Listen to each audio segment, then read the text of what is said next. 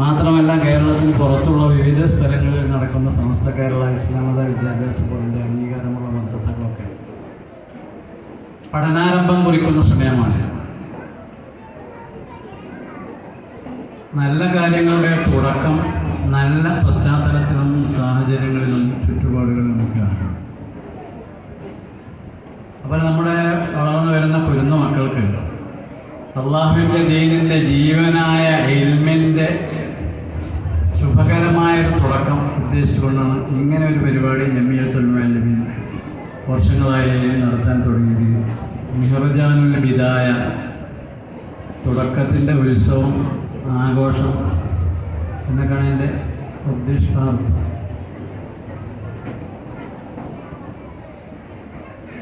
മുസ്ലിം ഉമ്മത്തിൻ്റെ അന്തസ്സ് അല്ലെങ്കിൽ അസ്തിത്വം എന്ന് പറഞ്ഞാൽ ഇസ്ലാമികമായ ഇൽമ ഉണ്ടാകുമ്പോഴാണ്.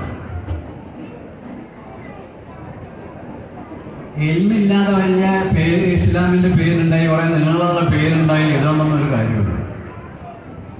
വടക്കേ ഇന്ത്യയിലെ മുസ്ലിങ്ങളാണ് ശ്രദ്ധിച്ചിട്ടുണ്ടോ? അവർ പേര് കുറേ നീളമുണ്ടാവും. ഇദ്രീസ് ഫഖറുദ്ദീൻ, പിന്നെ മുഹീദ്ദീൻ അബ്ദുൽ ഖാദിർ ജീലാനി എന്നൊക്കെ പേര്. പക്ഷേ അവർക്ക് ഫാത്തിഹ അറിയില്ല, നിസ്കരിക്കാൻ അറിയില്ല, അൽഫബ അറിയില്ല, മുത്തനബി ആരാന്നറിയില്ല, ഖുർആൻ എന്താണെന്നറിയില്ല. പിന്നെ ഇങ്ങനെ ഒരു മുസ്ലിമാണ് ഉസ്താദെ പറയാമെന്ന് ചോദിച്ചാൽ അവർ പറഞ്ഞു അമ്പി മുസൽമാനെ, ഞങ്ങൾ മുസ്ലിങ്ങളാണ്, രമ്യം ബാപ്പയൊക്കെ മുസ്ലിമീങ്ങളാണ്, വല്യാപ്പയും വല്യമ്മയൊക്കെ മുസ്ലിമീങ്ങളാണ്. ആ കാലത്തൊക്കെ ഉണ്ടാക്കപ്പെട്ട പള്ളികളുണ്ടാവും അവിടെ, പക്ഷെ നിസ്കരിക്കാൻ അവരോടുണ്ടാവില്ല. അവിടെയൊക്കെ നിസ്കരിക്കാൻ അറിയില്ല. ഇത് പറഞ്ഞാൽ വിശ്വാസമാവില്ല. മുസ്ലിമീങ്ങൾ നിസ്കാരം അറിയാത്തവരുണ്ടോ എന്ന് മലബാറിലെ നമ്മൾ ചിന്തിക്കും.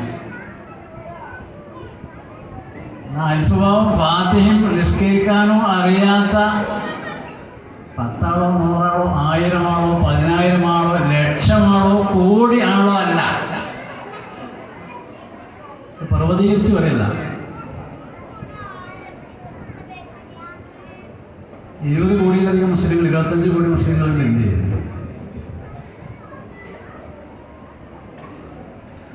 അതിൽ 20 കോടി ഈ പറഞ്ഞപ്പെട്ടാണ്.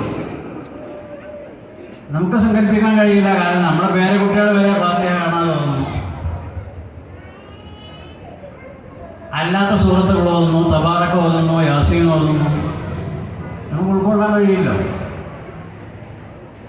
മറ്റേതെങ്കിലും നിങ്ങൾക്കത് ഉറപ്പ് വരുത്തണമെന്ന് വാശിയുണ്ടെങ്കിൽ നിങ്ങൾ ഡൽഹിയിലോ ബോംബെയിലോ കൽക്കത്തയിലോ ഹൈദരാബാദിലോ എവിടെയും ചെല്ലുമ്പോൾ ഏതെങ്കിലും ഗ്രാമങ്ങളിലൂടെ ഒന്ന് സഞ്ചരിക്കാം.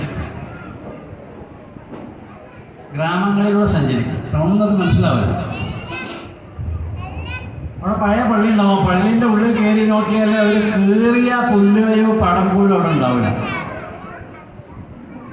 ആവശ്യത്തിന് അവരവിടെ വരണ്ടില്ല. ഒരു പച്ചയായ അനുഭവം പറയാം. ആസാമിലെ ദാറുൽ ഓഫ് ക്യാമ്പസ് ഉണ്ട്. അവിടെ നമ്മുടെ എക്സിക്യൂട്ടീവ് മെമ്പറായ ഒരു അബ്ദുൽ ഹാജി ഉണ്ട്, ഓമച്ചപ്പുഴക്കാരൻ. സൗദിയിലെ കച്ചവടം ഉണ്ടായിരുന്ന സാമ്പത്തിക കഴിവുള്ള ആളാണ്. അദ്ദേഹം ഇടയ്ക്കിടയ്ക്ക് അവിടെ പോകും. ആന്ധ്രയിൽ പോകും, ബംഗാളിലൊക്കെ പോകും. അപ്പോൾ അടുത്ത പ്രദേശത്ത് നിന്ന് കുറച്ച് ആൾക്കാർ വന്ന് ഞങ്ങൾക്ക് പള്ളി വേണം, ഞങ്ങളുടെ നാട്ടിൽ പള്ളിയില്ല നിസ്കരിക്കാൻ എന്ന് പറഞ്ഞ് സങ്കടമൊക്കെ പറഞ്ഞു. അപ്പോൾ അബ്ദുൽ ഹാജിൻ്റെ കെയർ ഓഫിൽ ഒരു പള്ളി ഉണ്ടാക്കി. തങ്ങൾക്കറിയാം അബ്ദുൽ ഹാജി. ആ പ്രാവശ്യം അബ്ദുൽ ഹാജി പള്ളി ഉണ്ടാക്കി ഉദ്ഘാടനമൊക്കെ ചെയ്തിട്ട് പോന്നു. പിന്നെ 7 മാസം കഴിഞ്ഞിട്ട് അബ്ദുൽ ഹാജി വീണ്ടും ചെല്ലുകയാണ്. ഇടയ്ക്കിടയ്ക്ക് അദ്ദേഹം അവിടെ പോകും. നമ്മൾ ഉദ്ഘാടനം ചെയ്ത പള്ളിയിലൊക്കെ ഒന്ന് പോയി നോക്കാമെന്ന് കരുതി പോയി നോക്കിയപ്പോഴേ ഹൗദിൽ വെള്ളമില്ല. ഉദ്ഘാടനം ചെയ്തപ്പോൾ ഹൗദും വെള്ളമൊക്കെ പൂർണ്ണ. അപ്പം മുമ്പ് നേരത്തെ പരിചയമുള്ള സഹോദരന്മാരെ വിളിച്ചിട്ടുണ്ട്, എന്തായി ഹൗദിൽ വെള്ളമില്ലാത്തത്? ഇവിടെ ഈ വെള്ളത്തിൻ്റെ ആവശ്യം കൂടെ ആരും വരലില്ല. പിന്നെ വെറുതെ വെള്ളം കോരിക്ക് പൈസ കൊടുക്കണ്ടെന്ന് എഴുതിയിട്ട് വെള്ളം നടക്കലില്ല. ഉണ്ടായ സംഭവം ആ ചിന്താഗതി ശരി തന്നെയാണ്. വെള്ളം ഉപയോഗിക്കാൻ ആരും അവിടെ വരണ പതിവില്ലെങ്കിൽ പിന്നെ വെള്ളം കോരിക്ക് പൈസ കൊടുക്കേണ്ട ആവശ്യമില്ല. അതൊരു സിറാത്തുൽ മുസ്തഖീമിലുള്ള ചിന്താഗതിയാണ്. ആരും അവിടെ നിസ്കരിക്കാൻ പറ്റില്ലെങ്കിൽ വെള്ളം കോരിക്ക് പൈസ കൊടുത്താൽ അവിടെ വെള്ളം നിറഞ്ഞിട്ടുണ്ട് കാര്യം കാക്കച്ചി വെള്ളം എടുക്കാൻ വരുന്നുണ്ട്. ഇതാണ് അവസ്ഥ. വളരെ ദയനീയമാണ്. ഞാൻ പറഞ്ഞു വരുന്ന അൽഹംദുലില്ലാ കേരളത്തിലെ മുസ്ലിമീങ്ങളായ നമ്മുടെ മക്കളും പേരക്കുട്ടികളുടെ കുട്ടികളും ഒക്കെ ഈ ഫാത്തിഹ ഇഖ്ലാസും മുഅവ്വിദത്തൈനും പഠിക്കുകയും നിസ്കരിക്കാൻ പരിശീലിക്കുകയും ചെയ്തത് അതിനുള്ള സംവിധാനം ഇവിടെ ഉള്ളതുകൊണ്ടാണ്.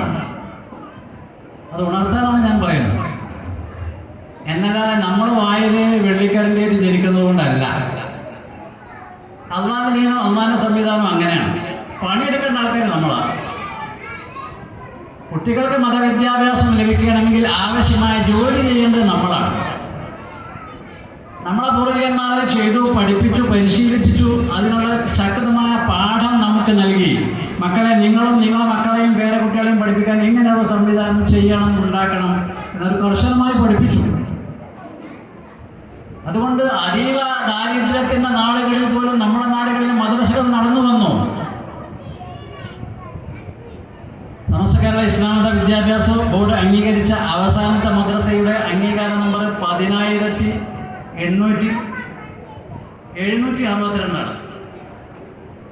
10762 അവസാനം അംഗീകാരം നൽകപ്പെട്ട മദ്രസയുടെ നമ്പർ. അവിടെയൊക്കെ ഒരേ പാഠ്യപദ്ധതി പഠിപ്പിക്കപ്പെടുന്നു, ഒരേ സമയം പരീക്ഷ നടത്തപ്പെടുന്നു, ഉസ്താദന്മാർക്ക് ഒരേ ഇൻ സർവീസ് കോഴ്സുകൾ നടത്തപ്പെടുന്നു, അധ്യാപക പരീക്ഷകൾ നടത്തപ്പെടുന്നു, ആവശ്യമായ പരിശീലനങ്ങൾ അവിടെ നൽകപ്പെടുന്നു. അങ്ങനെ നമ്മുടെ കുട്ടികളെ ചുരുങ്ങിയ കാലം കൊണ്ട് അള്ളാഹുവിൻ്റെ ദീനിനെ സംബന്ധിച്ച് സാമാന്യ വിവരമുള്ളവരാക്കി മാറ്റും. ആദ്യത്തെ സർട്ടിഫിക്കറ്റ് 5ാം ക്ലാസ് മദ്രസ, അതായത് സാമാന്യ ദീനിനെ പറ്റി വിവരം. പിന്നെ 7, പിന്നെ 10, 12, +2 ക്ലാസ്സൊക്കെ ഉണ്ടല്ലോ. മറ്റൊരു കാര്യം നമ്മൾ മനസ്സിലാക്കേണ്ടത്, ഈ പറഞ്ഞ ഏത് ക്ലാസ് കഴിയുകയും സർട്ടിഫിക്കറ്റ് നേടുകയും ചെയ്താലും അതേ വഴി തുടർന്ന് മുന്നോട്ട് പോകാനുള്ള സാഹചര്യങ്ങൾ മുതിർന്ന ആളുകൾ, വിശിഷ്ട രക്ഷിതാക്കൾ ഉണ്ടാക്കി കൊടുക്കും. അള്ളാഹുത്താല ഒരു കാര്യം ഏറ്റെടുക്കില്ല. 12ാം ക്ലാസ്സിൻ്റെ സർട്ടിഫിക്കറ്റ് തന്നെ പേരക്കുട്ടിക്ക് നമ്മൾ വാങ്ങിക്കൊടുത്താലും ശരി, ആ 12ാം ക്ലാസ്സിൻ്റെ സംസ്കാരവുമായി അവൻ്റെ ജീവിതം മുന്നോട്ട് കൊണ്ടുപോകപ്പെടണമെങ്കിൽ രക്ഷിതാക്കൾ ശ്രദ്ധിക്കണം. അള്ളാഹ് നോക്കൂല. അള്ളാഹുത്താല പറഞ്ഞിട്ടുള്ള ഇബ്രാഹിം നബി ഇസ്മായിൽ നബി കഅബ അല്ലേ ആണ്. ഇബ്രാഹിം പള്ളിപ്പണി കഴിഞ്ഞ ശേഷം അവർ അള്ളാഹുവിനെ സമർപ്പിച്ച്, പഠിച്ചവനെ ഞങ്ങൾ നീ പറഞ്ഞ മാതിരി പള്ളി ഉണ്ടാക്കിയിട്ടുണ്ട്, നീ കബൂൽ ചെയ്യണേ. അള്ളാഹുത്താല കബൂൽ ചെയ്തു. അതിൻ്റെ അടയാളം, കബൂൽ ചെയ്തതിൻ്റെ അടയാളമാണ് നിങ്ങൾ ഇനി പള്ളിയിൽ നിസ്കരിക്കണം, ബാങ്ക് വിളിക്കണം. ജനങ്ങളെ മുഴുവൻ ഈ പള്ളിയിലേക്ക് ക്ഷണിക്കണം എന്ന് പറഞ്ഞു അള്ളാഹുത്താല. സ്വീകരിച്ചതിൻ്റെ അടയാളമാണ്. അസ്വീകാര്യമായ പ്രവൃത്തിയാണെങ്കിൽ അവിടേക്ക് ആളെ വിളിക്കാൻ അള്ള പറയില്ല. وأذن في الناس بالحج يأتوك رجالا وعلى كل ضامر يأتين من كل فج عميق ليذكروا منافع لهم. സ്വീകരിച്ചു. ഞാൻ പറഞ്ഞു വരുന്നത്, ഇതേ ഇബ്രാഹിം നബി ഇസ്മായിൽ നബി ഉണ്ടാക്കിയ പള്ളിയിൽ, മസ്ജിദുൽ ഹറാമിൽ, കഅബയിൽ അള്ളാഹുവിൻ്റെയും ഇബ്രാഹിം നബിയുടെയും ഇസ്മായിൽ നബിയുടെയും ബദ്ധവൈരികളായ ബിംബങ്ങൾ കയറിയിരുന്നു കുറേ കൊല്ലം കഴിഞ്ഞു.